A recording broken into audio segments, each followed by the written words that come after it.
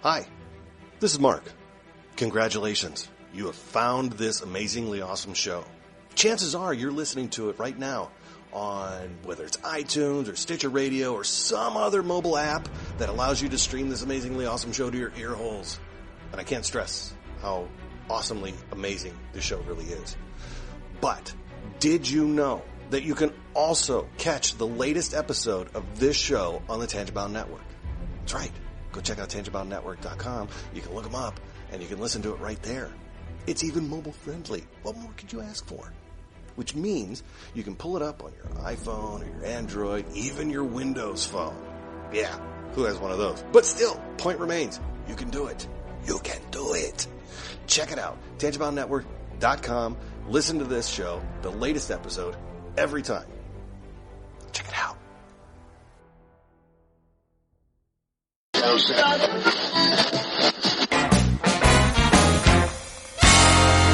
Welcome to the Wicked Radio Network.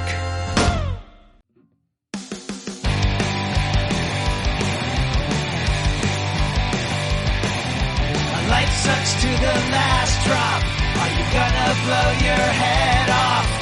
Take good aim and don't forget to duck. Life sucks every Monday and all the way to Sunday, but I wouldn't have it any other way. I don't care how you're doing, what's up or how's it hanging. I'd like to buy this world one last drink. And life sucks all of the time, so stick it up your sunshine, and then you'll see the clouds every day.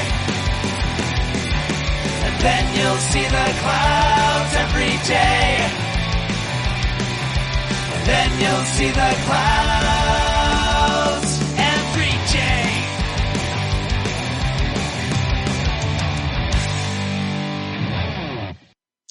Welcome to the Crazy Life, everyone. My name is Jen. I'm your hostess. I have been having a few hiccups around our recording, so I haven't been able to join us as frequently as I'd like, so hopefully that will change in the near future, and I can get a little bit more consistent for everybody. But you were very, very, very, very lucky to have Brian and Henno taking charge and throwing out some really great episodes for everybody. So welcome, you guys. Welcome back. Thank you. Thanks. Oh, And wait. And thank you so much for putting a show out for everybody. I know they really appreciate it, and of course I really appreciate it as well. As people may be able to hear, I had issues with my voice last week that has carried over to this week, but at least you can hear me. Versus last week, I don't believe that a microphone would have been able to pick me up because it was pretty bad. I was having trouble being heard over a telephone, so I didn't think recording was probably going to be the easiest for people to listen to, even if they could hear me. So, that being said, what I miss, guys? How you been this week? Well, you didn't listen? I know. Shame. I'm very all there. of my podcasts. I'm sorry. Shame. Hey, we don't give cliff notes here. What? It's funny because, they tell you, close your mouth and open your ears. And she was able to do one of those two things. I powered through not having a voice. Yeah. I still talked incessantly like I always do. I'm really surprised you haven't picked up sign language over the years, so you could just keep on going, True. I just pushed through it. Yeah.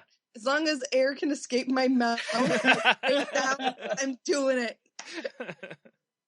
So you've perfected the art of whistling through your teeth, but actually enunciating words. Mm-hmm. Yes. I can turn the movement of air from my lungs out my mouth into words. That's what you do. Just there's got to be something like for your phone, right? Some sort of a microphone app or something you could somehow use that way, right? Just to amplify your voice a little bit. I'm sure there's something, you'd be all set. Exactly. I don't know. Except knowing my luck, it would come out garbled because of all the hoarseness that I would have going on. Probably, yeah. It wouldn't understand what I'm trying to say. I'm sorry, could you repeat that?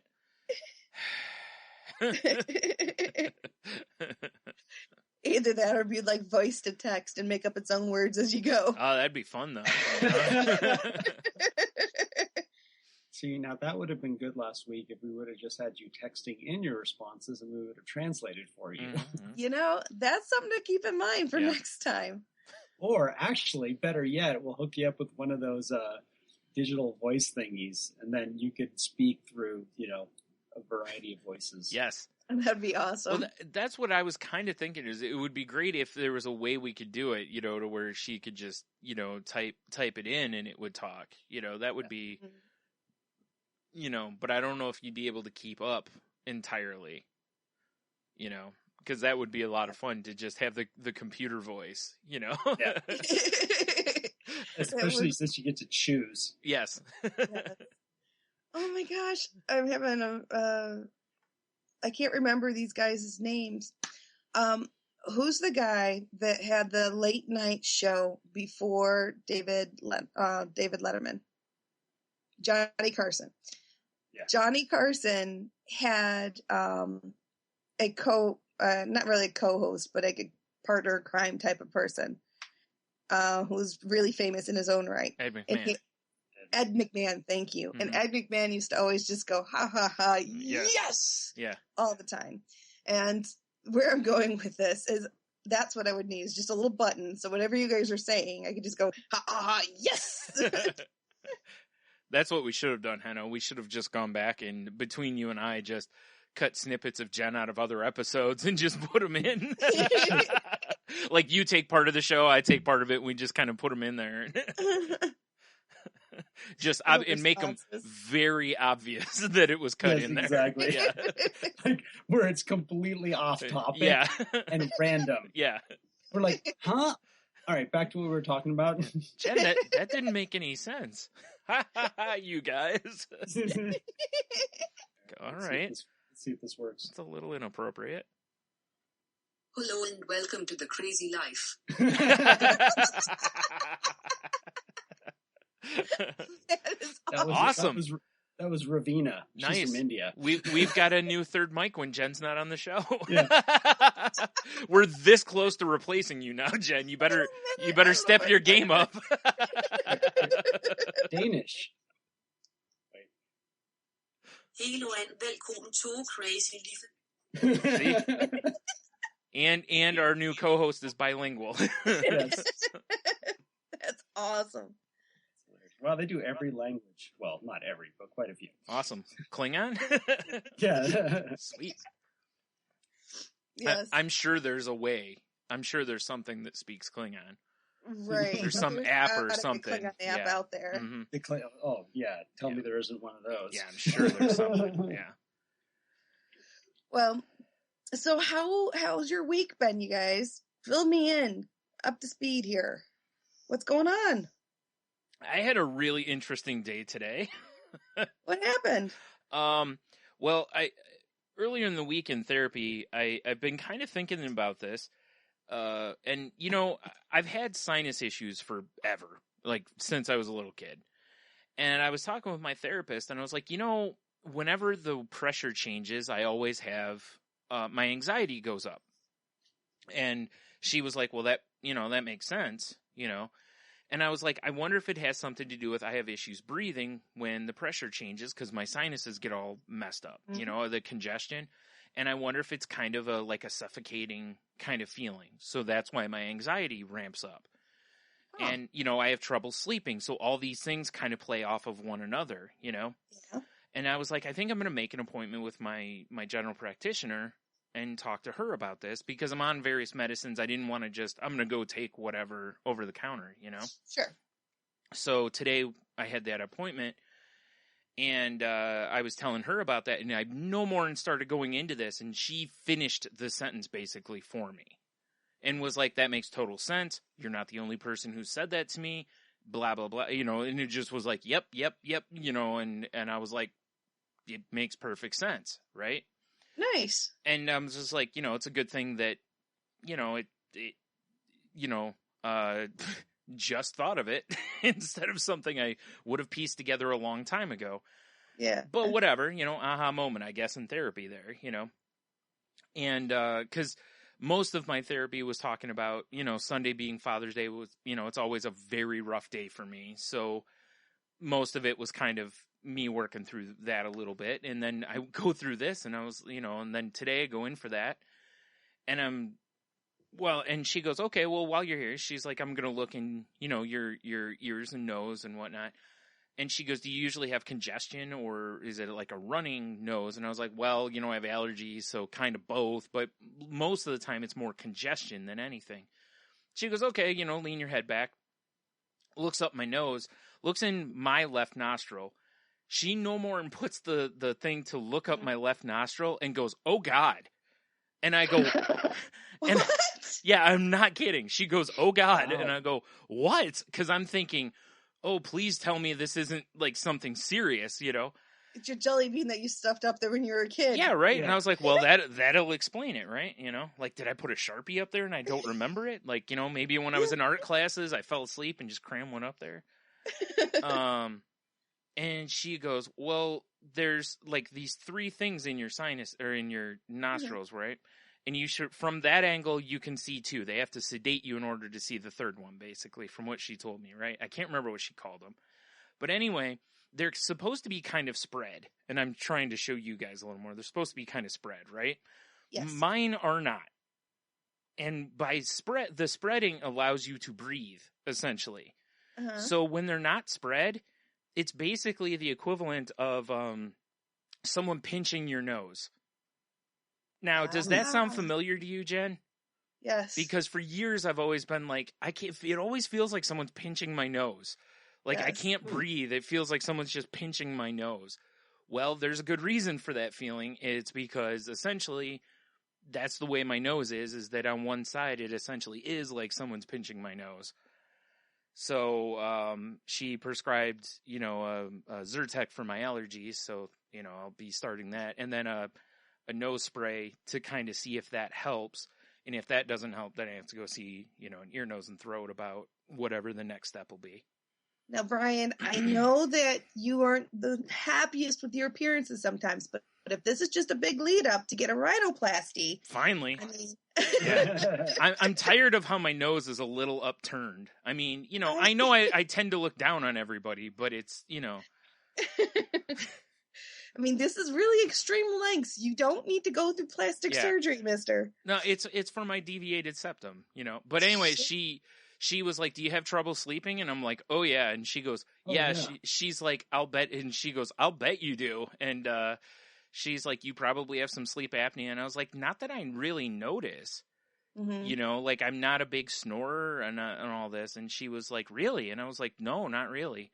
I was like, not unless I'm exhausted or congestion. Those are really my reasons. Or, a little too much to drink. And she was like, oh, okay. And so, yeah. So I was like, okay, well, hopefully this works. And cause, I certainly. That would be awesome. Yeah. Cause, it's funny. Well, not funny. It's tragic is what it is. Cause yes. I've seen doctors in the past, not the doctor you and I have seen. Sure.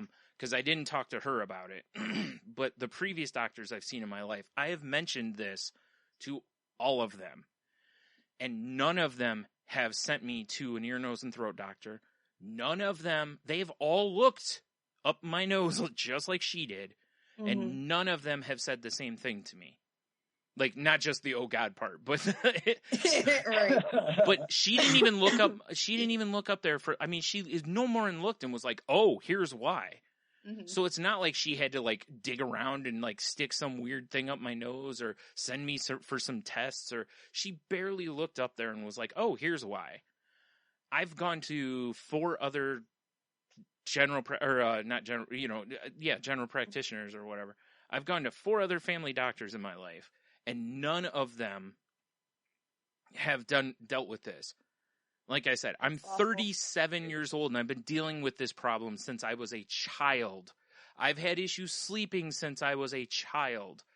I dealt with issues sleeping and insomnia and such through high school, all through my school years, in all sorts of sinus pressure and pain and discomfort that potentially maybe I wouldn't have had to have dealt with, or it wouldn't have at least been maybe as bad, because potentially somebody misstepped, just buggered this up all through the way. And it kind of makes me mad. But in this theme of what we are constantly trying to teach ourselves and grow is we have to focus on the positive. Yeah. And in the future, which is the good news, is that you have an action plan going forward. Yes. It sucks about the past, but move forward and claim those wins, because that's a win, between you and the doctor figuring it out. It definitely is. But it's really tough to not look back on this, because a lot of the things I'm dealing with now, it's because of it. A lot of the times where I didn't go places were because I was dealing with sinus stuff. A lot, and that led to me being depressed at times, because it's like, why won't this ever clear up so I can do that? You know what I mean? It's like, and again, I understand where I'm at, but it kind of, once in a while, it's like I'm standing here and I just kind of look and go, man, and I'm moving forward, but it's still. Sure, it's still I've been taking Flonase and Zyrtec and Allegra. I've been taking those for 25 years. Yeah. Flonase, or what it was called back then, was called Beckinase. Yeah. Was since the early 90s. Yeah. I went Claritin and then Allegra and then Zyrtec. And I take Zyrtec D every single day. Right. And that's, I use Flonase every single day. And those are the two things I got prescribed today, Flonase and Zyrtec. So, yeah. I've got something new for you guys. Yeah. It's an all-natural herbal supplement. So we've talked about herbal supplements in the past, folks. Use them with caution. Make sure you keep your doctors informed, especially if you're on other medicine. Yeah. Because you don't know about interactions and stuff. But there's something, it's called Ponaris. Ponaris.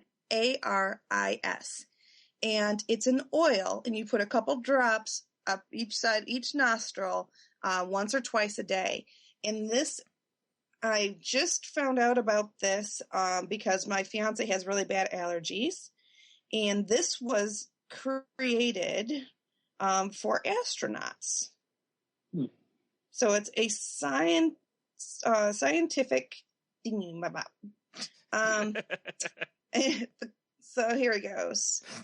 One standard in NASA's medical space kit. The effective formula contains oils of pine, eucalyptus, peppermint, cajeput, and cottonseed.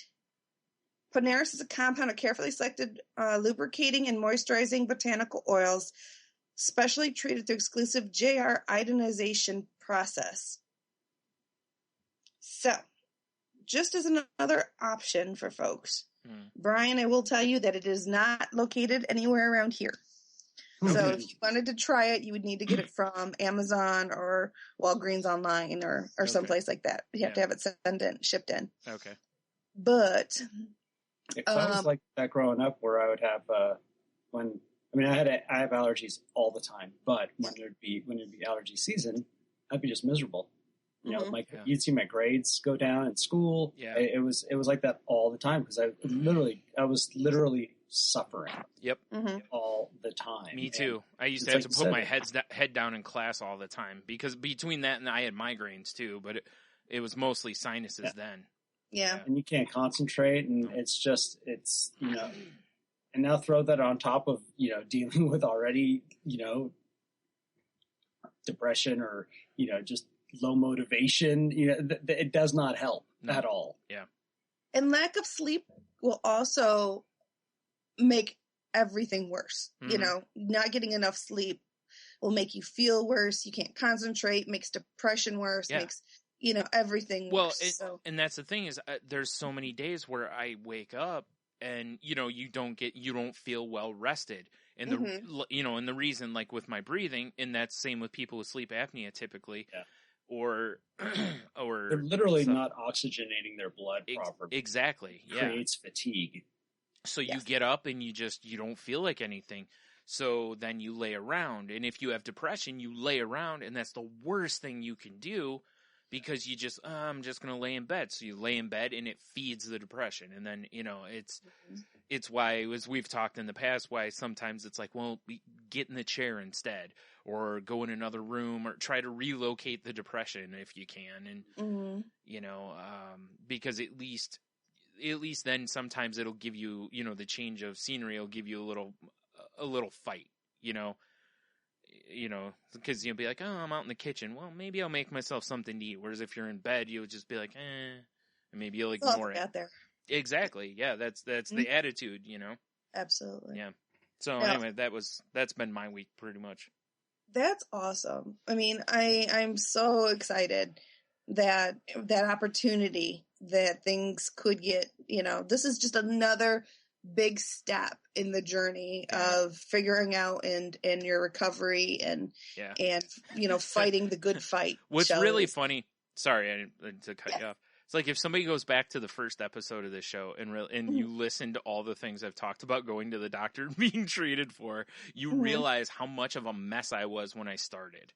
Yes. And to realize that, like, how much I've really had to go in, like, each time I'm going into the doctor, it's not like just hey, I just, whatever. It's like each time I go in, it's like, and like even today, it wasn't just for that. It's, I have, a dermatitis, that I went and talked to her about that. And it's like, well, she's like, I think you should go see a dermatologist, and so it's like, well, there's another step I'm going to be taking, it's like, just feels like everything. It just feels like I'm taking steps, I'm going the right way, but it just feels like it's the longest dang road, it's like, well, you're an onion. At some point it's like, is there an exit? I feel like I need to get off here somewhere for a minute, but you're an onion. Yeah, each layer you take back, you reveal something else that you get to work through and stuff. But,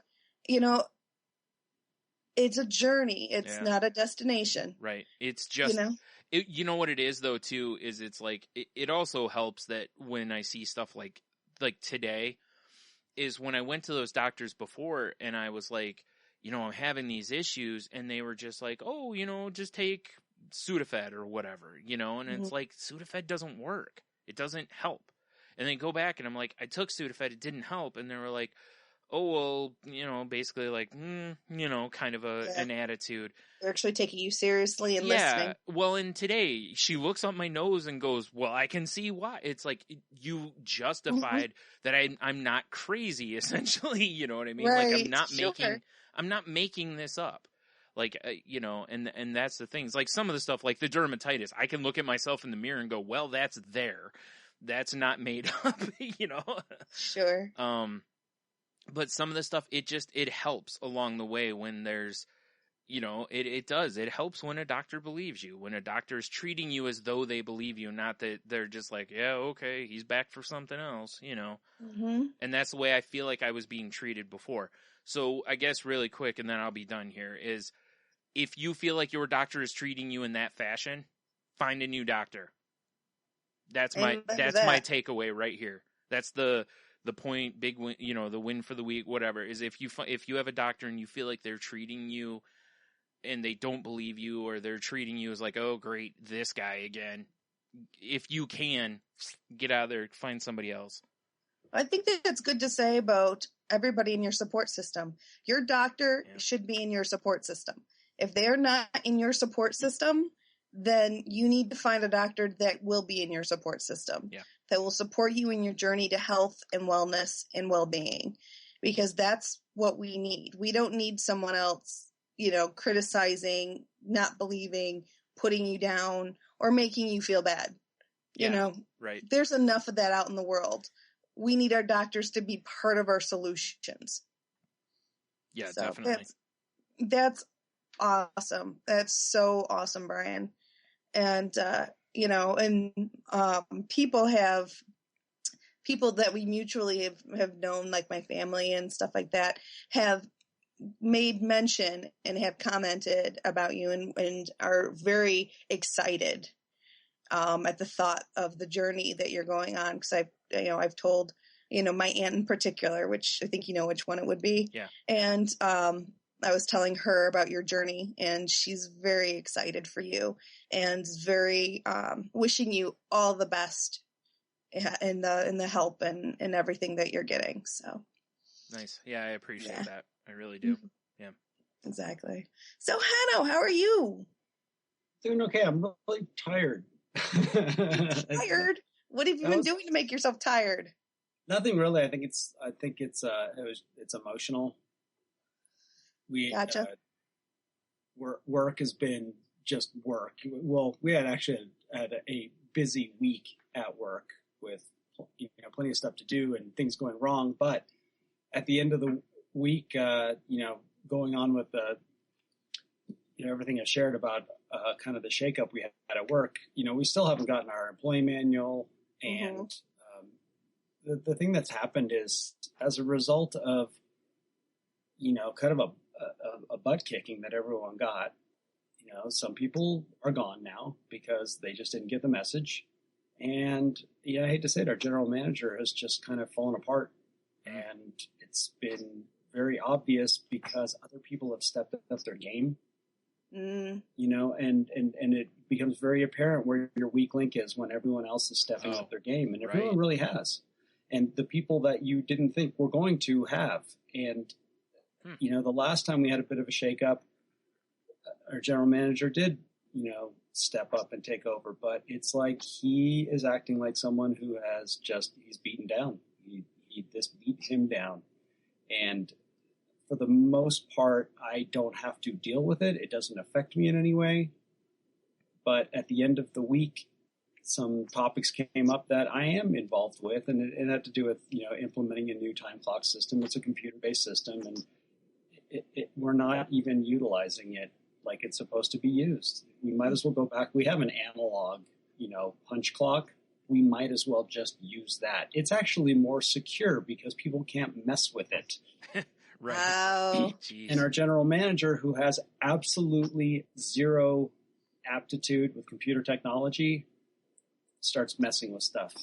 And he doesn't know what he's doing. And so my supervisor was asking me, because he knew I was helping him with some of the stuff, and why are we doing things like this? And I'm just like, I don't know. Wow. It's his deal. It's like, I said, I don't steer the vessel. I just row. Yeah. I really, and as much as, and for the longest time, it's always been, hey, just because I do something different doesn't mean they're doing it wrong. It just means I do it differently. And this time my boss said, my direct supervisor said, I'd like you to put those thoughts into an email and send it to our new HR committee. And I'm like, okay, because he's asked me to, because he said he did too. And he's like, it'll help because the blow up happened between my boss and the general manager. Anything that my boss says is going to be suspect because this is not just the feud, right? And it didn't dawn on me until actually right now that we're talking about it, that it was important that I backed him up so that it doesn't, because it's the truth. It's the last thing I want to do. I don't want to throw somebody under the bus, but it just gets to me emotionally, especially when I see someone that just actually looks like they're a little bit tired, but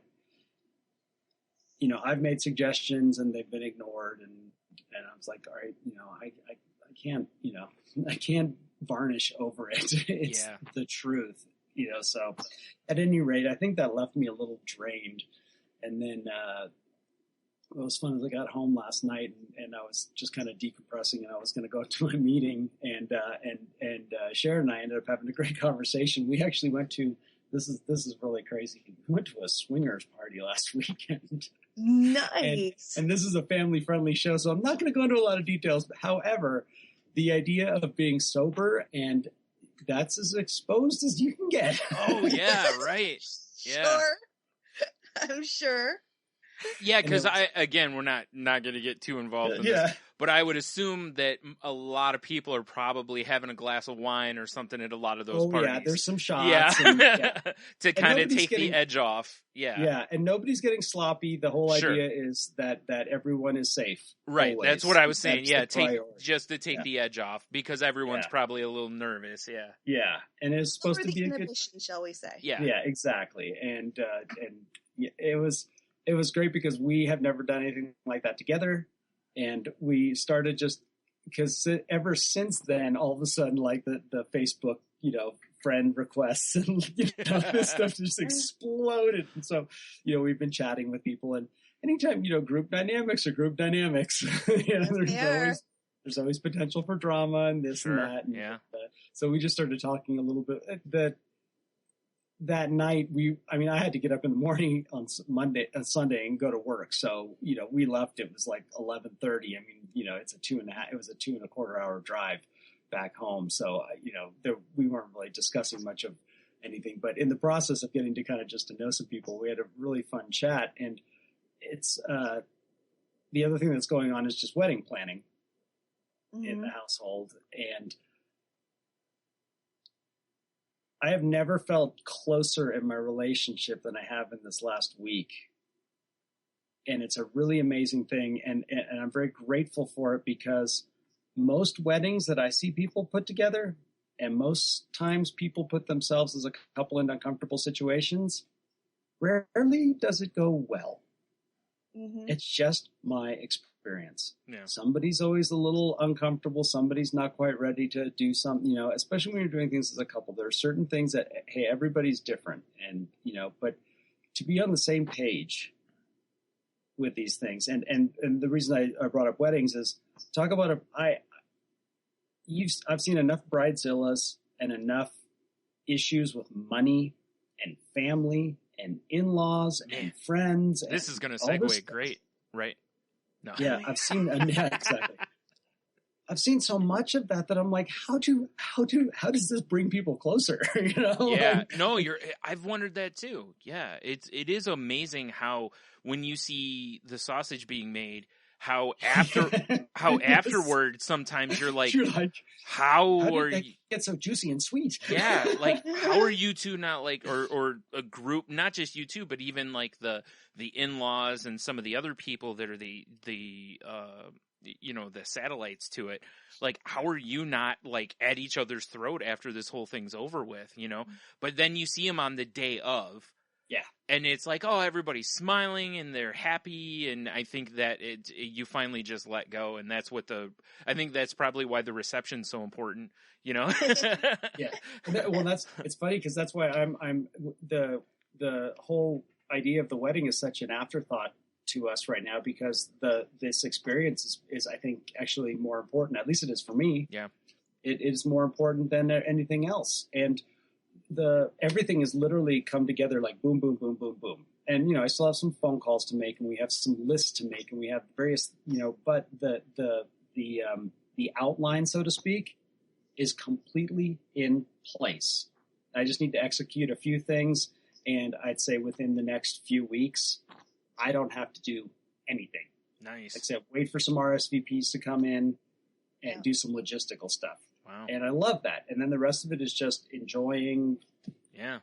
And then just enjoying the journey. Life. Yeah, right. Exactly. Enjoying the journey. So it's been fun to have that kind of perspective. And then today being that, like I said, I think yesterday just kind of drained me a little, and I was in bed for me pretty early. I think I was asleep at 11, and I did not get up until 9, and and I was tired.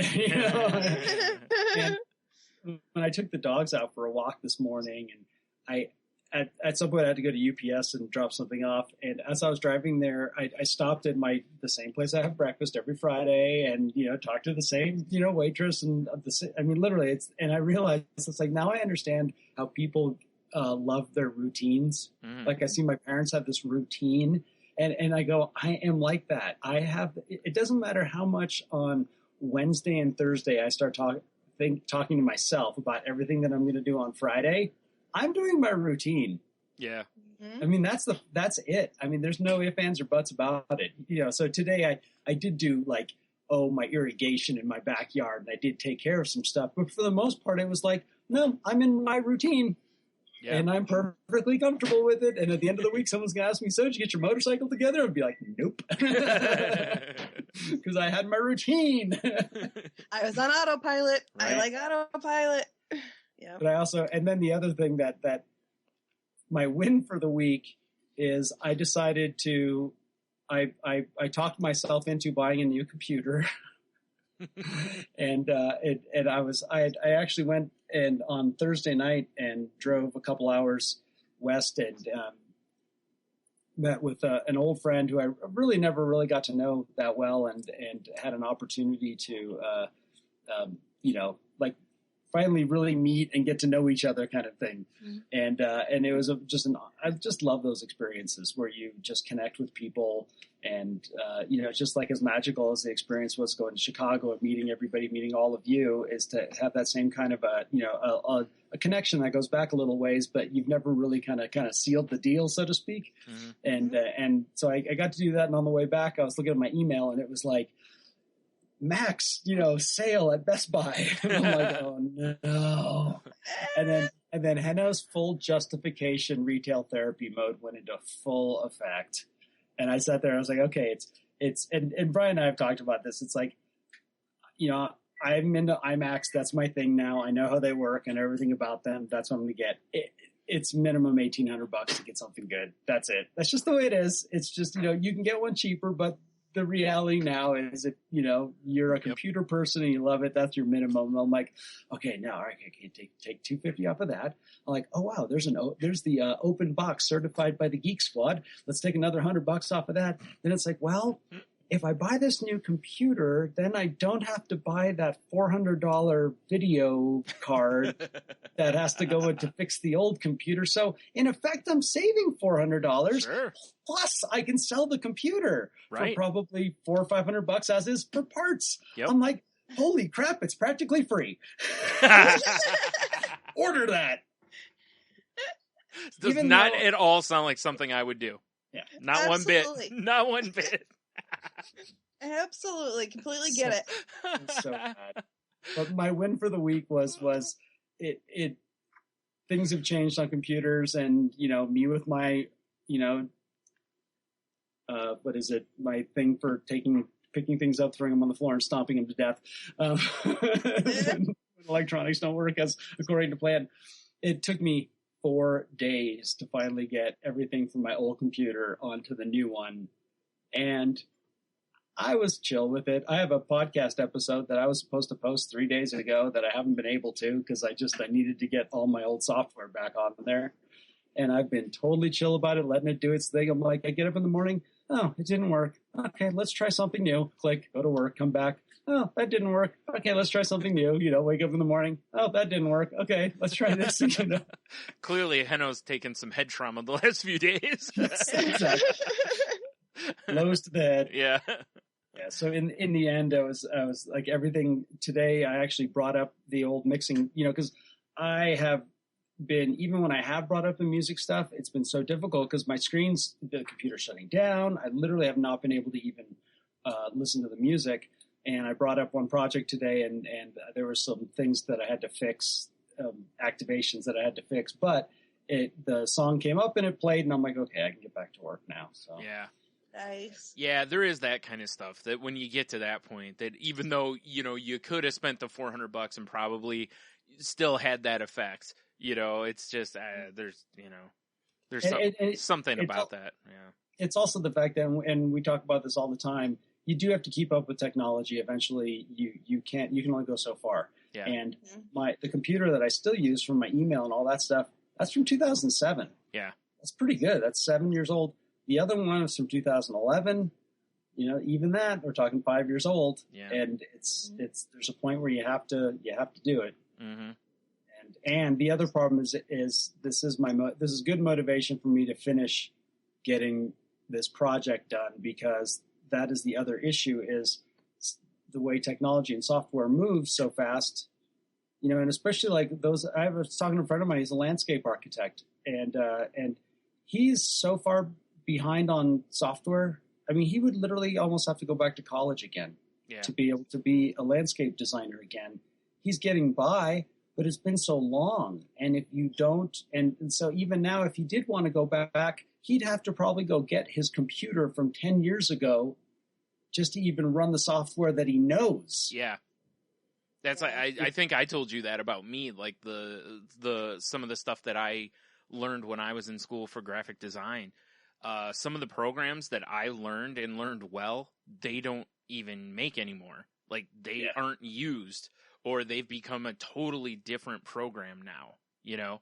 And I would have to totally learn a whole new thing. And to do that, I'd have to go to school for those programs, you know? So I would have to do at least a partial, I don't have my degree anyway, so, you know, I would probably just go do that. But in order to go do that work, I would have to go at least get refresher classes to update me from version whatever I know to now.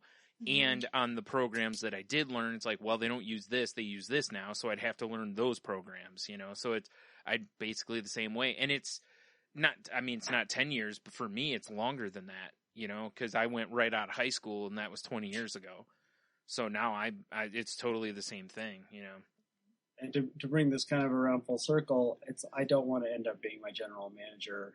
And it's just reality today is, you know, for everything that part of who I am is technology. Yeah. And that's just the way it's going to be. And I don't want to fall behind. I don't want to have those kind of frustrations. Yeah.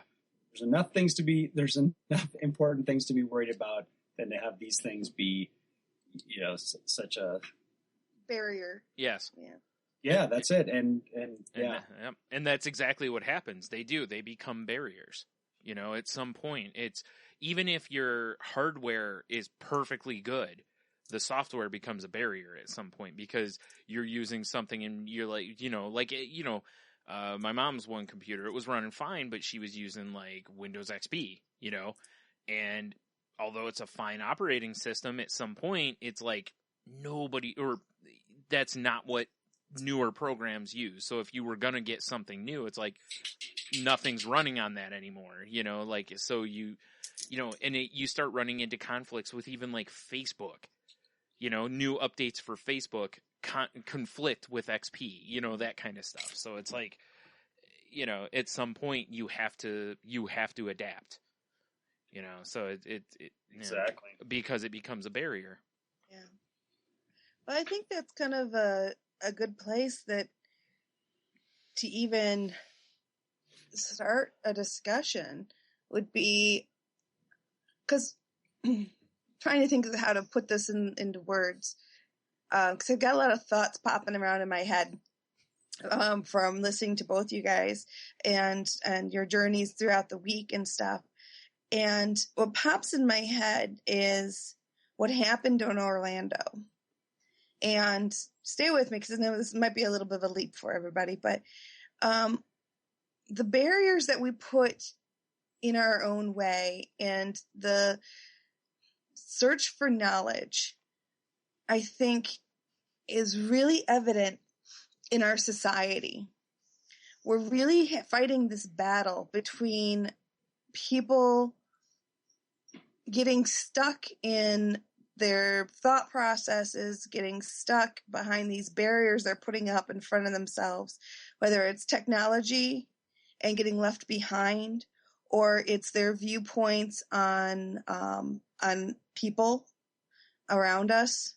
And they're getting stuck behind these barriers. And how do we address that? You know, how do we justify it in our heads, you know, when something horrible happens like Orlando for really not a whole lot of good reason.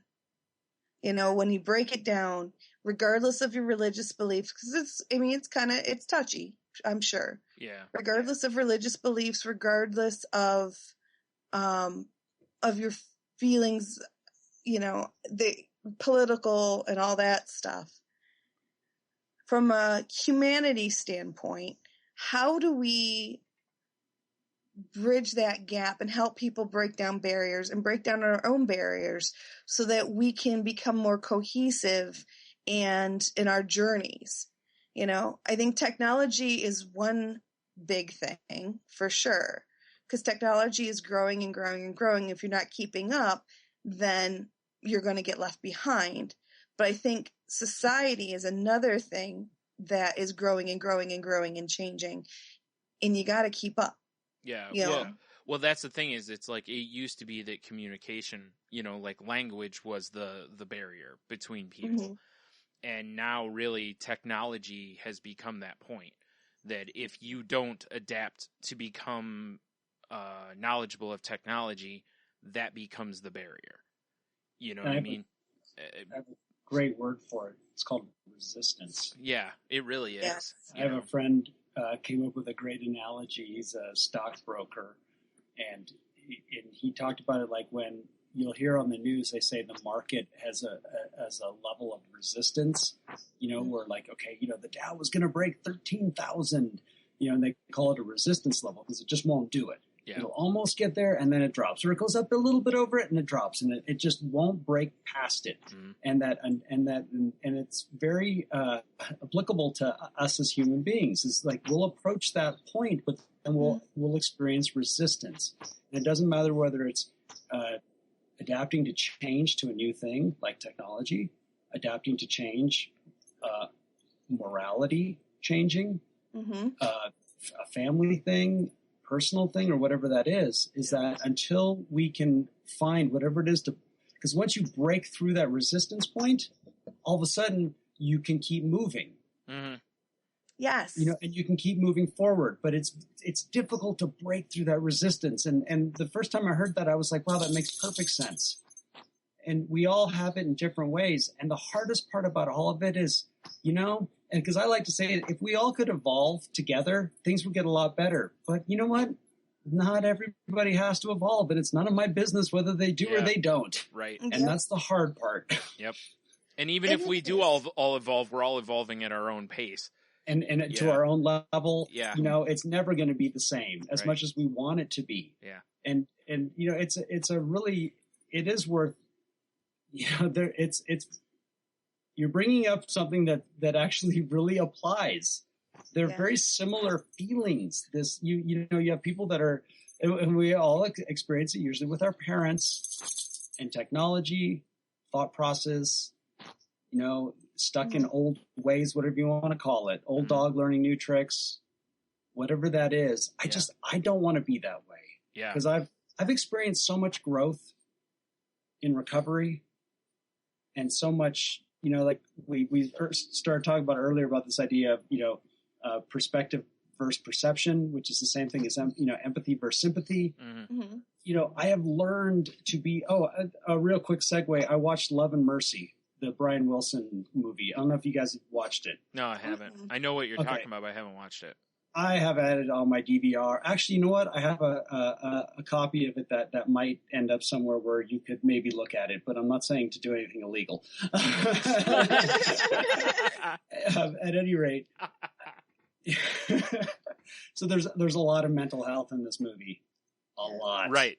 Sure. Some of it's downright disturbing. Mm-hmm. However, when I was watching it yesterday and they were showing a part where Brian Wilson was in the studio doing Pet Sounds, and he's got a professional band in there, and they're making the music that he has in his head, you know, and it's not quite right. And then it comes, and I literally started tearing up because I know that feeling. Like, I just can connect with feelings of others more now. I don't want to lose that because I see so many people that just objectify others and don't see that, you know, other people struggle too. You know, they don't want to see it. And yes, that's their right to do so, but I don't want to go back to that. Yeah, right. Exactly. I mean, it just, that resistance, that's perfect. That's exactly what it is. And this country, you know, the United States is going through a period of great resistance. We keep getting close to these amazing breakthroughs, but then something pulls us back. You know, I think I see the shooting in Orlando is the resistance being pulled back a little bit, us rebounding a touch. And then we're going to push again these boundaries, and we're going to keep pushing people's acceptance levels and understanding and challenging people to find a way to cohabitate in the United States together peaceably.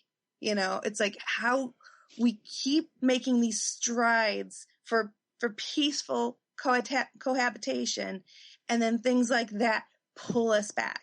So it's like, how can we take these things and make them catalysts for pushing us forward again? You know, with technology is a huge point. I mean, I see it as a major juxtaposition between the two, because it's the same thing with technology. It's like we'll have something big come up that tries to rebound us back away from some new technology that, you know, is not being launched for this reason or that reason. Yeah. We just got to keep pushing those boundaries. Well, now, you have all the time. How do we take that? Yeah, you have people all the time that are, you know, the pushback against, you know, phones and, you know, oh, well, in my day, we this, and it's like, yeah, I get it. But at the same time, it's like there's a lot of really good things that these phones can be used for. And it's like, the problem is that we have to find a balance, and, you know, there's going to be bad things, because there's always going to be people who will exploit things. You know, that's never going to go away. That's no matter what it is, there's always going to be people. And again, you can take that and apply it to the other situation you've talked about. And I'm not going to get any further into it than that.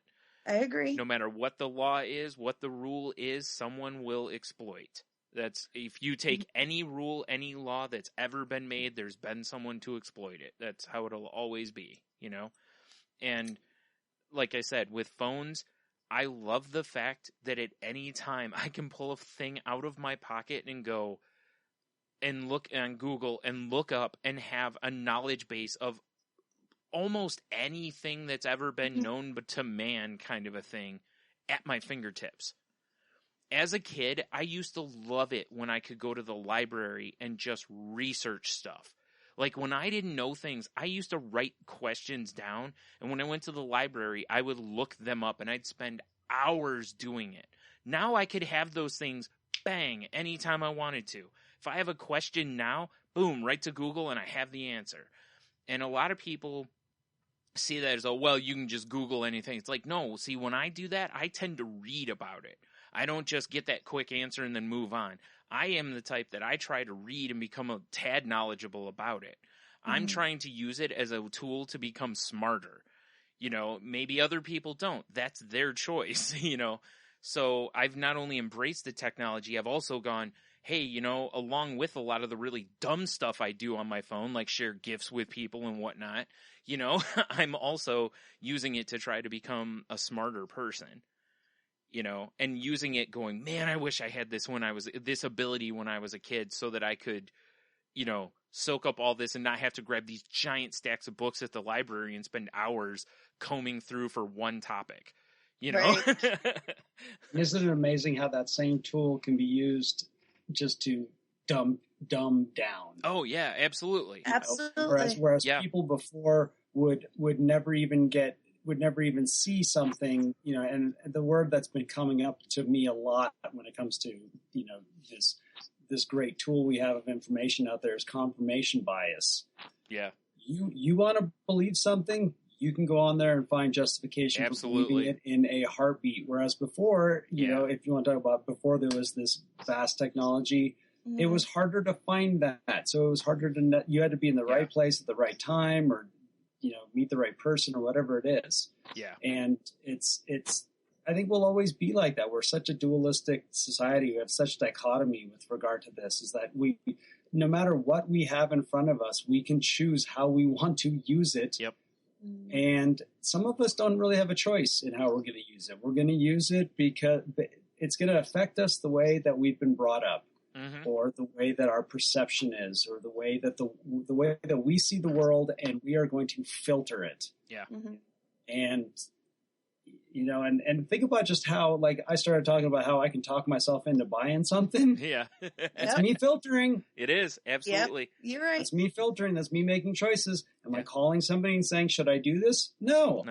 Yeah. I talk myself into it in a second. So, you know, other people can do that with other things. Absolutely. You're right. Yeah. Absolutely. Exactly. And then how do we take like the situation with your boss, and actually a situation not too dissimilar than some of the stuff that I'm going through at work. How do we find that balance and recognize when it's time to help and time to nurture and time to help someone grow, and when it's time to take a step and face the, I wouldn't say, you know, because you don't, it's not against them, but it's, I don't know the right words for How do you say to somebody, hey, I know you're supposed to be in charge of this operation. You look like you're struggling and don't know what you're doing. Can I help you? Yes. Yeesh. That's a tough. And that's like, how am I supposed to say that? Yeah. Yeah. And you know, to sit there and just go, yeah, you get paid a lot of money. Yeah. And you look like this could be done differently or better. But the ultimate thing is, but I'm not the decision maker. You are. Yeah. You've been put in that position. It's like, when do you get involved and when do you leave it alone? Right. Well, and that's where, and we deal with that all the time with our families and our friends. And because the other side of it too is it's like you kind of, you know, the part, it was funny because I ran into this years ago where I was the second in command, and I actually got a talking to because I didn't step up, because basically I let the family suffer because I didn't just see a problem and take care of it. And I was like, well, that's their job though. That's not really my job. And they were like, well, by you having that attitude, the whole team suffers. And I'm like, see, I disagree with you there. How convenient is that? Yeah. Yeah. It's like, see, the way I see that is that's you allowing them to not do their job. Yeah, exactly. That's on you, not that on shouldn't me. roll down to me. That should roll to them. And but it's very difficult making those decisions. It's like, when do you step up and lead and you know, do, I mean, it's easy to say you always do what you feel is right. Yeah. That's always going to be the easy answer. Right. You know, whether it's easy actions or not, it's always easy to say, well, if you feel it's the right thing to do, you should do that.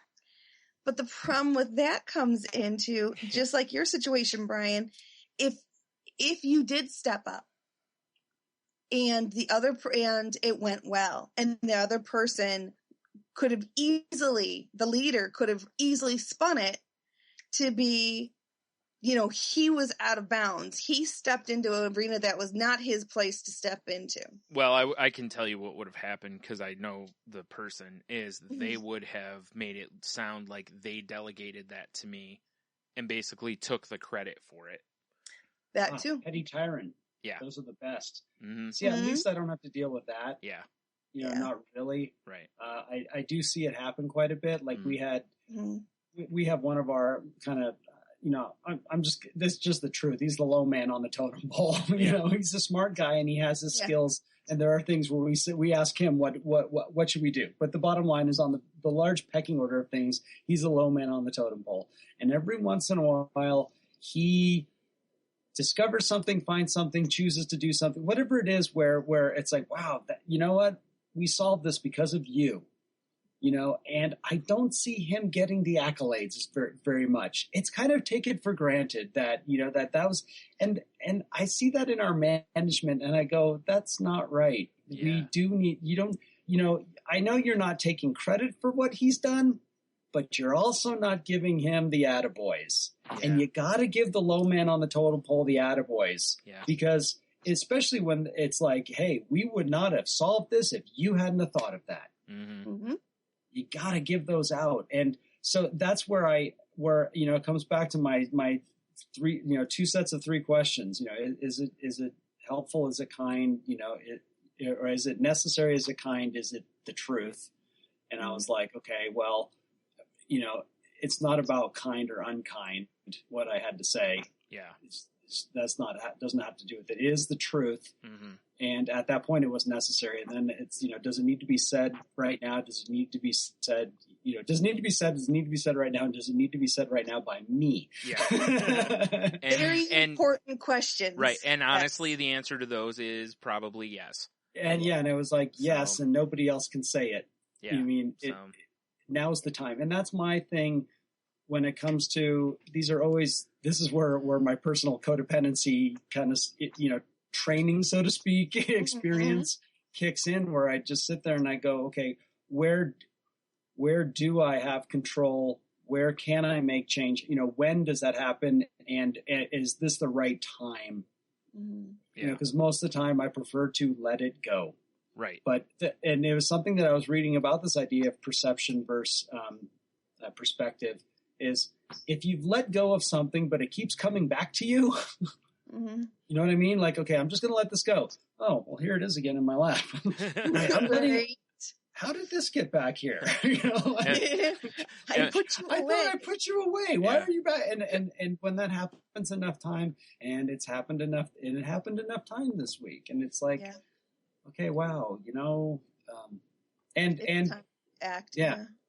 And it goes with when we need to intervene, with someone in recovery, with someone with mental health issues, whether they've stopped taking their medications, they're not, they're not acting, they're not seeing it for themselves. Yeah. These are tough things, but eventually, and that's where, to tie this into what you were bringing up, Jen, also is, that's where overall I want to be a person that everyone respects and likes, that they don't think I'm just the asshat.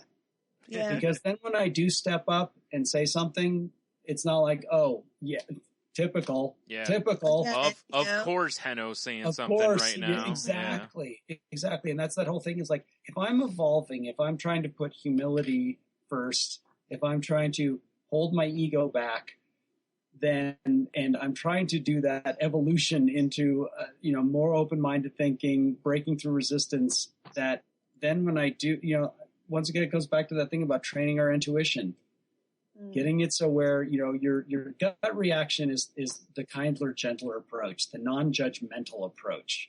Mm-hmm. Yeah. Then when you do have to do that, you're not doing it, you're exercising judgment instead of being judgmental. Kind of, those little tweaks. I love that. Judgment instead of judgmental. Yeah. Yeah.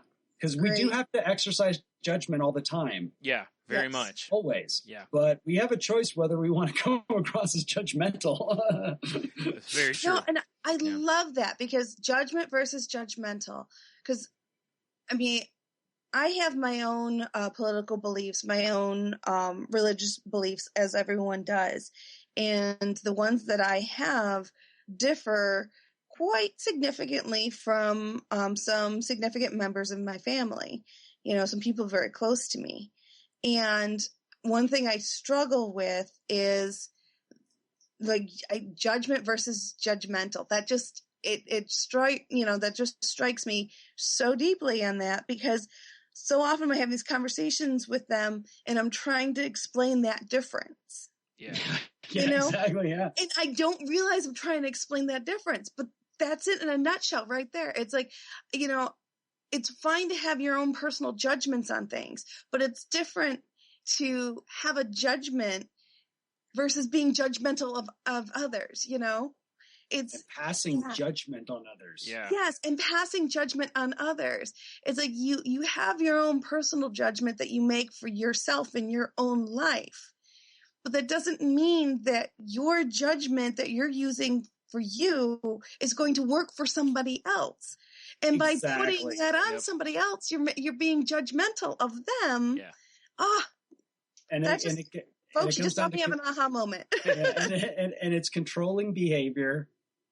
Yes. And it's absolutely controlling behavior. But hey, make decisions for yourself, but you don't need to make them for everybody else. Yeah. And it's funny how a lot of people who are very judgmental of others and want to tell people they might practice philosophies that specifically say not to be judgmental of others. Oh, they still are. But hey, I'm not making a judgment there. No, but there is quite a bit in the United States right now. We are very hypocritical in a lot of ways. Yeah. I think as a general overarching statement, not directed in any specific groups or people or anything like that, because I don't want to go there. No, I mean it's very simple. I mean, we have an election year right now, so that vitriol and that it's being thrown around a lot. It just as it is every election year, it's very much at the forefront in those years. There's constantly people telling other people how they should live their lives in those times, how they should think. Yeah. And if nothing else, just in that alone. And again, either side, right down the middle, doesn't matter what party, they're all telling people how they should, and that's their job. I mean, let's be honest, that's their job. That's what they're supposed to do. But they're supposed to get us to vote for them, which is show us and tell us why we need to make the judgment that they want us to make. Yes. So, that's the whole point. Yeah. Oh, real quick, controlling behavior and trying to control others and their way of thinking and whatnot on the, it's on the that distorted thinking worksheet. Want to put it out there. There should be a little crawl. Yeah. I need like a sound drop for it. Exactly. So I just won't say anything. It's just when you hear this sound, all of a sudden you hear the noise in the background. Yep. Like a distant like a distant bomb coming in. It's like, yep. Just when you hear this sound. No, it needs to be a Pee-wee's Playhouse type of thing where that's you too. distorted thinking. We go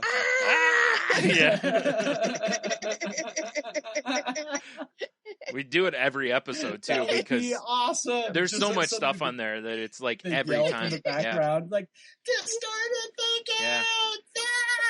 Well, it's funny too because it's like my therapist told me. It's like it's a lot of that stuff is stuff that's done by people who don't have mental illness. It's just a lot of that stuff is done by people who, and the thing is, they could have been brought up by someone who has mental illness or someone in their life who just, who just happens to. There's a lot of that stuff because some of the stuff on there kind of is from passive aggressive behaviorisms or, or like that, just people that are controlling. You don't have to have mental illness to be a person that has a controlling mentality. That's very common. Yeah. This is the crazy part. Crazy, is the wild part. The lesson for me was, when I started to get knowledgeable on this and I saw this in others, guess what? Still not my business. Yeah. And the only time it is my business is when that person comes and asks me for help on it. There it is. Yeah. And it's hard to do, like always.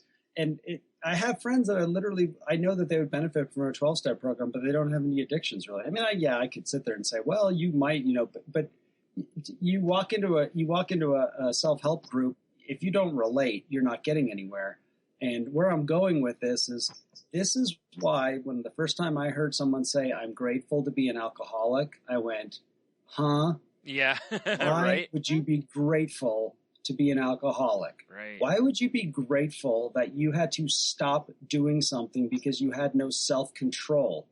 And it's because I realized that there were so many other things wrong with me that I've been able to fix that I wouldn't have even tried to fix if I wasn't an alcoholic. Yeah. So I can be grateful to be an alcoholic. And if you, too, can sit there and say, wow, my whole perspective on life has changed because of mental illness, I'm grateful that I was born this way. And I can be proud that I was born this way. And I'm not going to be afraid of that, hey, my brain works differently. Guess what? I've learned to grow from that. Yeah. And to turn it to make it into a positive and to quit beating myself up. I'm never going to beat myself up because I was an alcoholic, and I'm not. And that's a really interesting way of reframing that. Absolutely.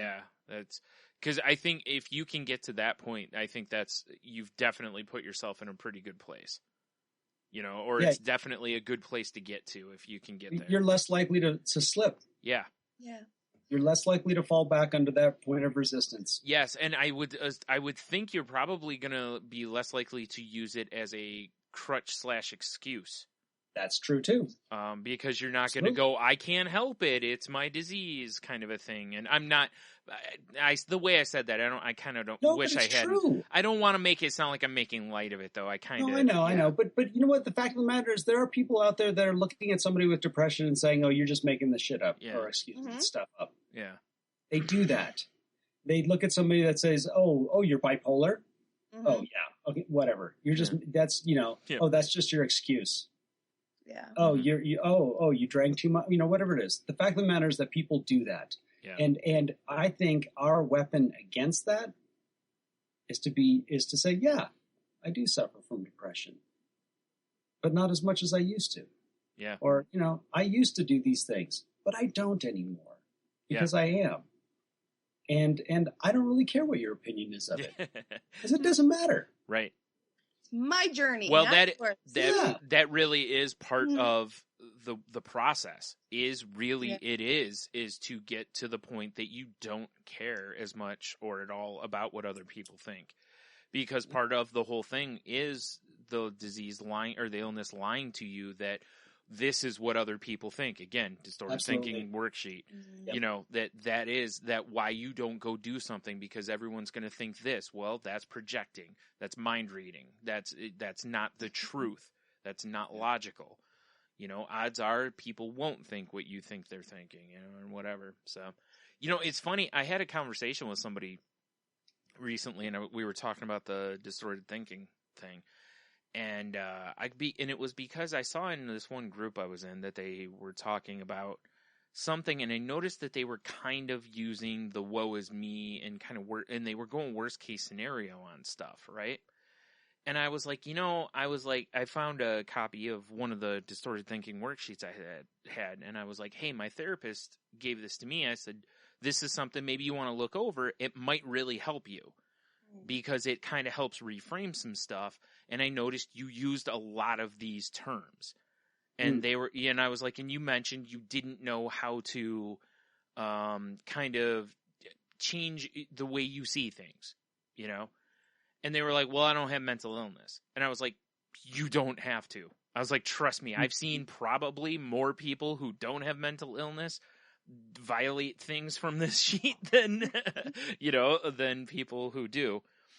And it was funny how that was received because that whole, well, I don't have mental illness. And it was like, so if I went to your yoga instructor and said, hey, hand this out to everybody at your next class, would you accept it from your yogi or whatever the hell they're called? You know what I'm saying? Like, I bet you would take it, or from something along those lines. Why? But why wouldn't you take it? Just because I tell you my therapist, like, therapists don't just see people with mental illness. You know what I'm saying? It's like, this is not like therapists see people who don't have mental illness, and it's like, just because I have depression doesn't mean that things I'm given are only for people with depression. And just because you don't suffer from depression doesn't mean you think normally. Right. Also, right.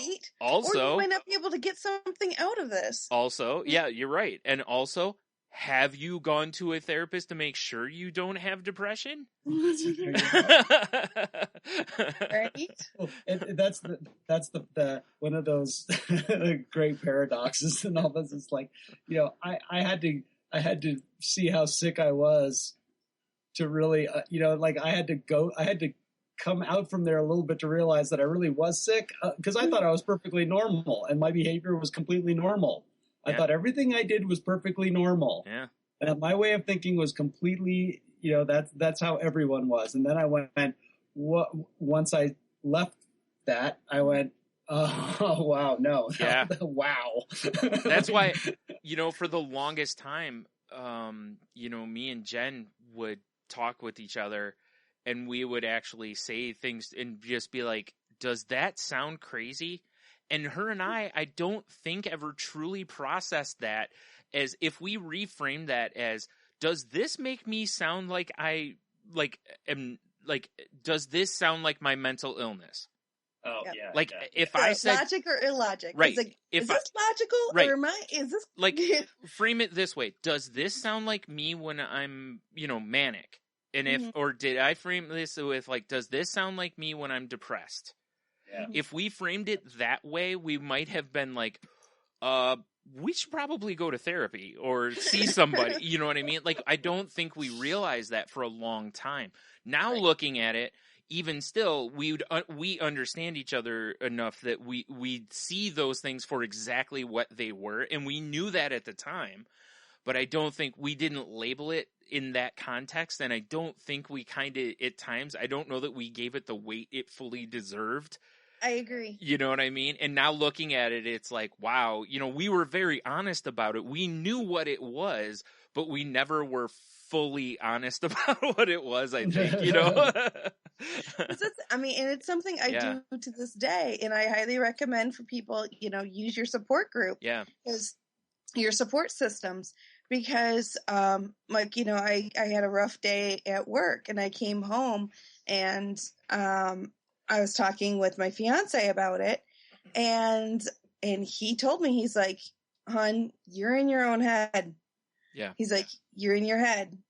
And I said, "Okay." I said, "I kind of thought I was." And he's like, "You're in your own head." Yep. And he's like, "You need to, whether it's, how's your medicine doing? And are you doing your breathing exercises and your techniques and stuff like that?" He's like, "Where are you at with that? Because, that this is a bad one. You're in your own head." Right. So I'm like, okay. So then I had to revisit it. But, when you have people like that around you that you can trust, that you can just throw things at them. Yeah. It really makes a difference, because I knew I was in my own head, and I couldn't, it's like I knew it, but I had to get it out. Well, and I just needed someone to like bounce it back at me and go, "You're right. You're in your own head." And someone that you'll trust, someone that's willing to say it and that you're willing to listen to. Jen missed our moment last week, Henno. Henno and I had a moment like that last week, Jen. Yeah. We were talking about different stuff, and I asked Henno at one point if he, I said, he had been feeling kind of off for a little bit, and he had mentioned that he hadn't been going to some of his group stuff. Mm-hmm. And I was like, well, is, that why? Like, are you kind of like coasting, basically? Mm-hmm. Like, are you feeling okay? So, like, oh, I'm feeling good. I don't need to go to my stuff. I don't need to put as much work in. And at first he was kind of like, no. And then a couple minutes later, he's like, you could tell it was like his wheels were grinding, turning. He's got something there. And then after a few minutes, he was kind of like, he's like, you made me really think about it, but I think I'm in the right place, and he was like, but you made me really think about it. I've kind of forced him to take that step back and still, make really sure. Take that step back. Yeah. And one thing I want to follow from last week is when I was talking about my coworker who came up and said that he'd been drinking, a lot, and I wasn't sure if I should go say something to her. I walked in the tool room. He was in the tool room, and I said, "So, how was drinking this weekend?" And he opened up, and it was great. And I'm glad I said something. Good. It was the right time. And he said, we had a really great chat, and I came from my own perspective on it, and I brought up that whole idea of just like the brutal thing about alcohol in particular is that 9 times out of 10 nothing goes wrong, and then there's that one time, and 9 times out of 10 is pretty good odds. Who wouldn't want to play those odds? Yeah, that's how it is. And he's related a story where he was at this happened a few weeks ago, I guess.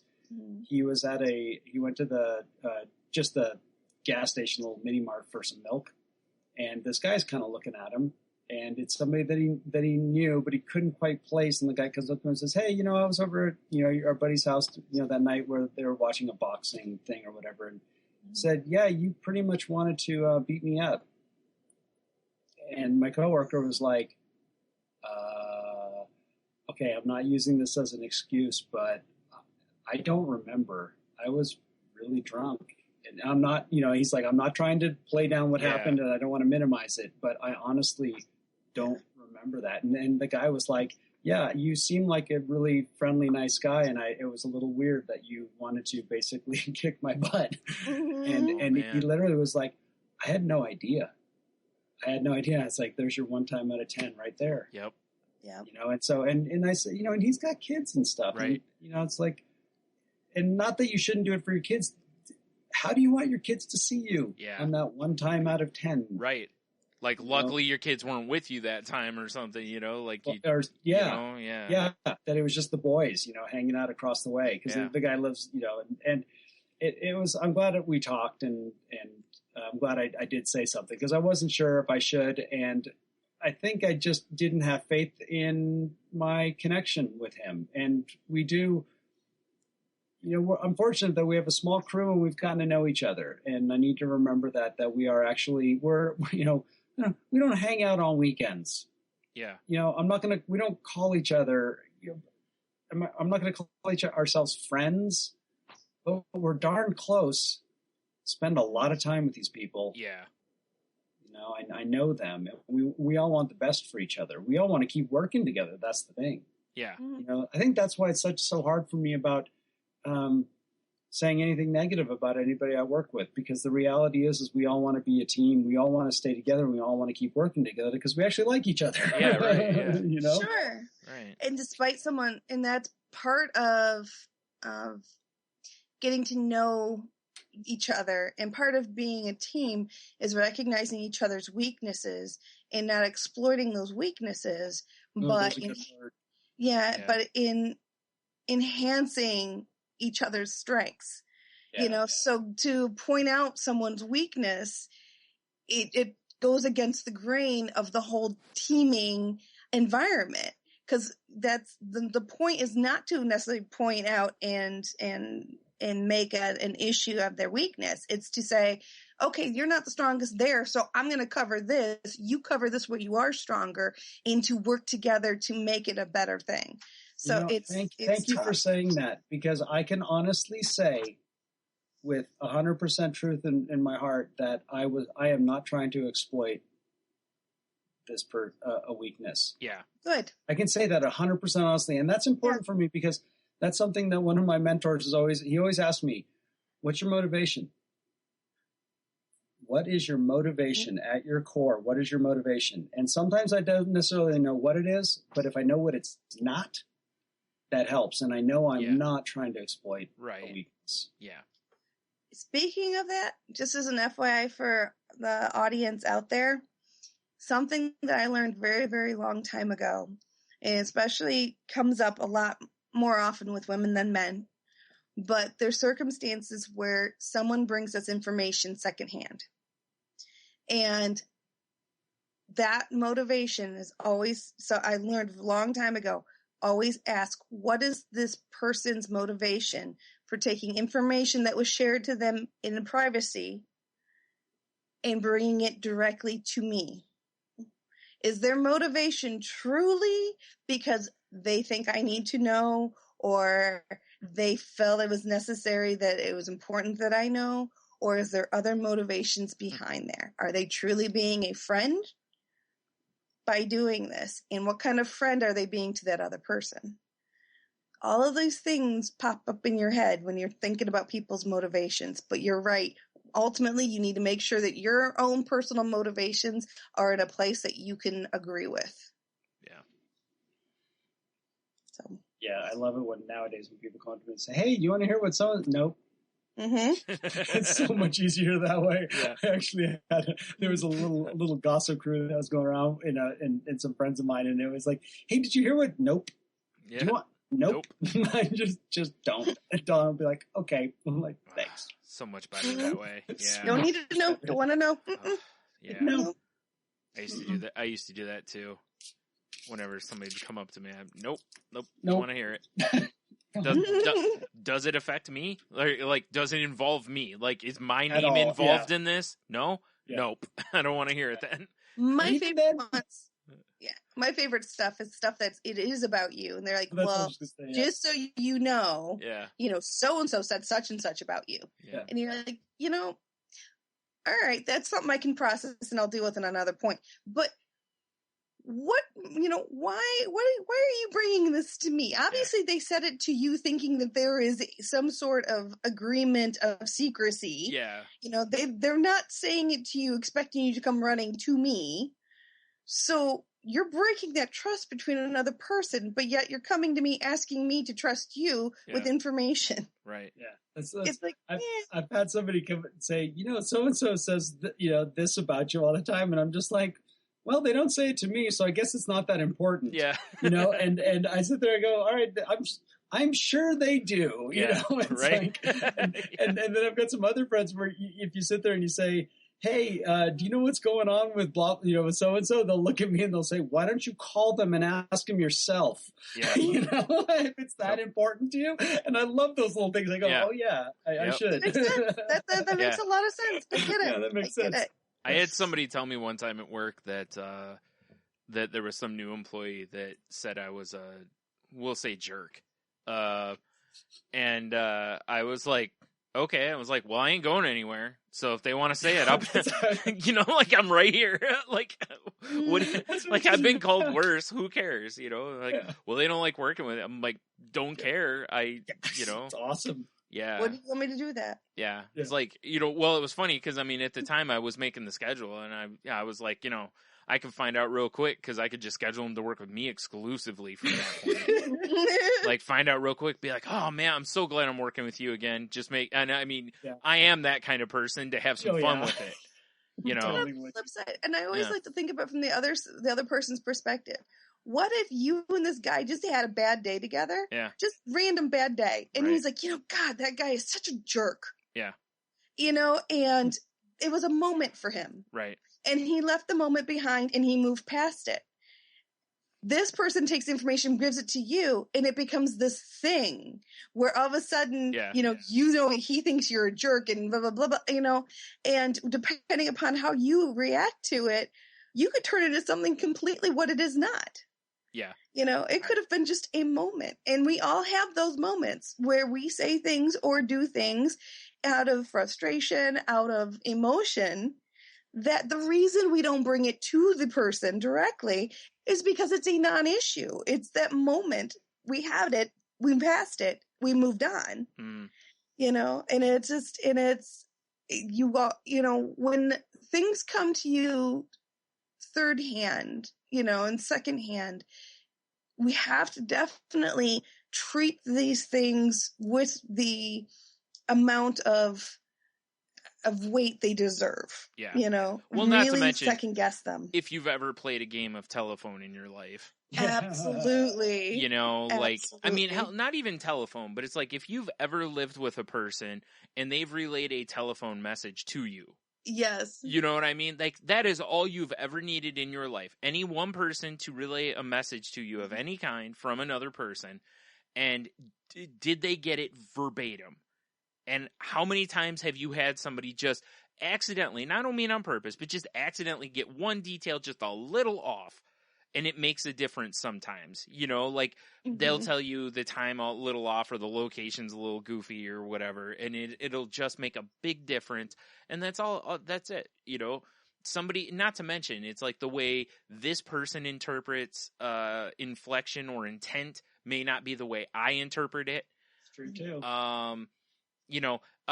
So-and-so could be, maybe there's an inside joke between somebody. Like a great example, Jen knows her, Cynthia. Mm-hmm. Her and I used to say, you're dumb and I hate you to each other all the time. And, and we laugh about it, and we usually would say it in a goofy voice, but the one day someone said something about me and she was like, Brian's dumb, I hate him or something.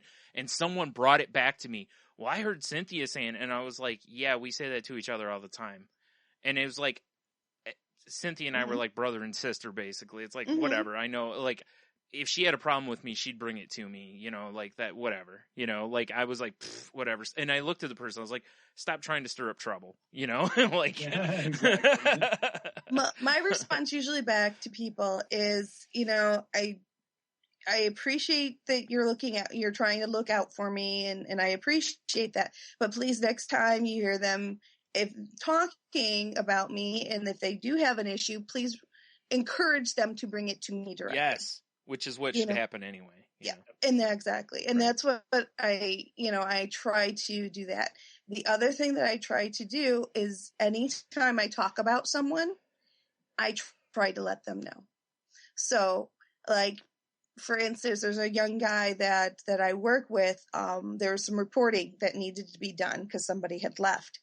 And I went to my leader and I said, not that you're asking for my opinion, but my opinion is this gentleman would be really good at picking up this report that needs to be done.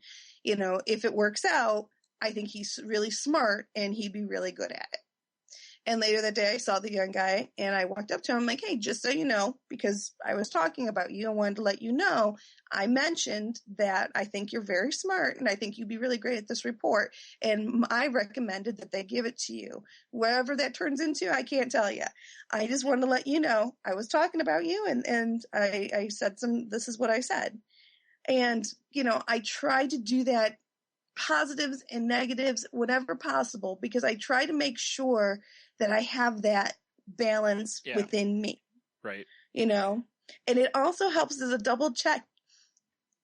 If I'm going to be talking about somebody and I know I'm going to be going and having to talk to them in their face and let them know what I have said, it makes me double check what I'm going to actually say too.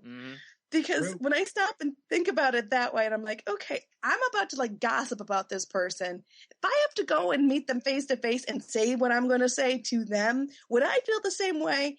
Probably not. This is not going to be a happy feeling for me. So I better just shut up now and not say that. Right.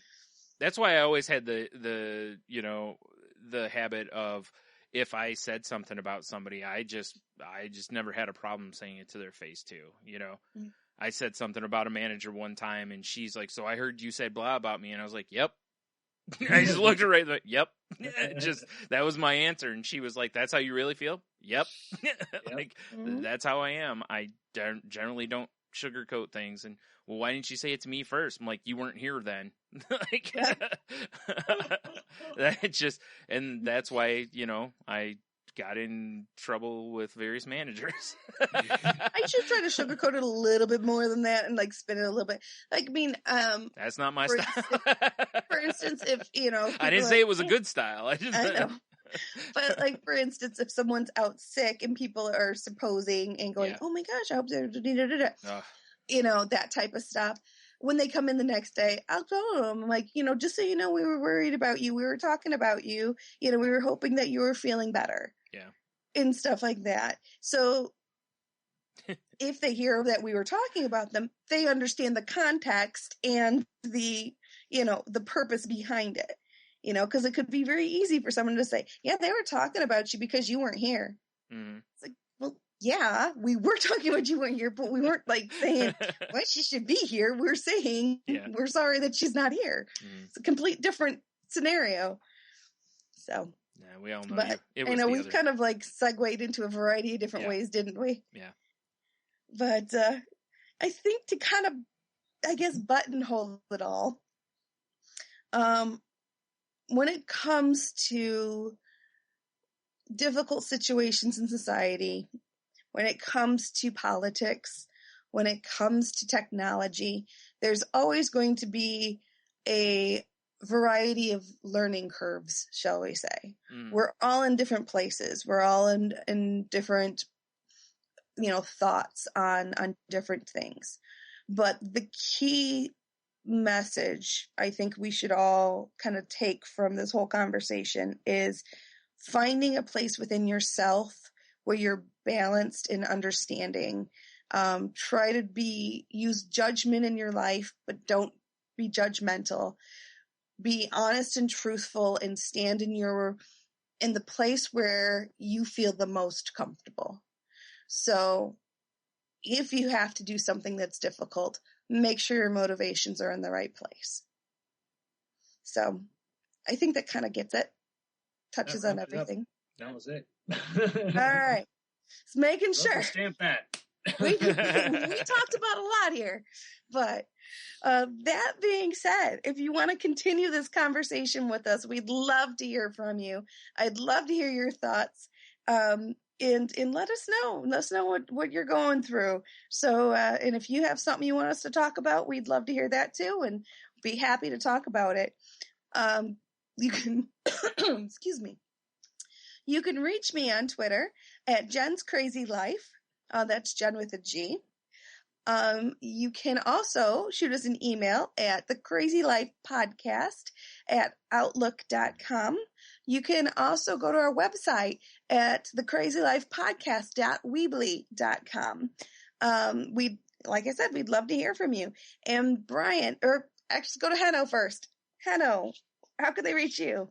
Sure. If you're on Twitter, find me at Ida Heno. You can look me up on Facebook, Heno Heiter, and or just email us at The Crazy Life. And Brian? You can also check the show out on Twitter at The Crazy Life Pod, where I post when the new shows go up. Let's see. You can find the show on Facebook at our Facebook group, or facebook.com/group/Crazy Life Podcast. You can find me on Twitter at Stunami. You can find the other podcast I'm part of, which is Salty Language, at salty_language or at saltylanguage.com. Quick note, that show is not safe for work. Very not safe for work. You can check out my blog, which I still haven't updated, at stunami.wordpress.com. All these links are also in the show notes in case you need any of them. We are part of the Tangentbound Network, which can be found at tangentboundnetwork.com, and the Wicked Radio Network at wickedradionetwork.com, even though Dev is a bum. Well, actually, I'm sorry. I'm going to tell Dev you were talking about That's him. fine. It's what Dev is none of our business anyway, so I just like giving Dev stuff. However it is that you find us, iTunes, Stitcher, or whatever other way, please share us and, rate, review, make sure you're subscribed.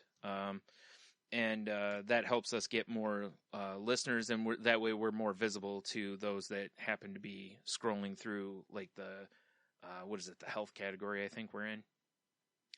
If you would. And like I said, share us with your friends if you would also, if they might get something out of the show, or if they won't, that's fine too. But, just beat them over the head with our show. Say, hey, listen. And then, of course, we're not, therapists, doctors, trained professionals. We're just three people sharing our experiences and our journeys through, our separate struggles and whatnot. So, please don't mistake this as a, substitute for therapy. Please do not, self-diagnose. If you think you need some help, please go seek out professional help and, start forming your support group like it's Voltron. If you're feeling, suicidal, or if you realize that if you're planning anything, like if you're at that stage of it, especially, please, contact like the suicide prevention hotline, or text 741-741, and they can talk to you or text with you, through your crisis, or you can contact, I can't think now. Shoot, I had another one I was going to contact or put on there and I forgot. Anyway, you can call 911 and tell them you have a mental health emergency. Or if you already have insurance, a lot of insurances have a hotline you can call if you're having a mental health emergency. Usually that's, on your card or whatever. But please just reach out to somebody and tell them you're having a mental health emergency. Don't be alone, and please do not act on your plans or those feelings. Please stick around. There's help if you want to get it. So please don't act on those things. Absolutely. And with that, everybody, take care of yourself, take care of others, and keep breathing.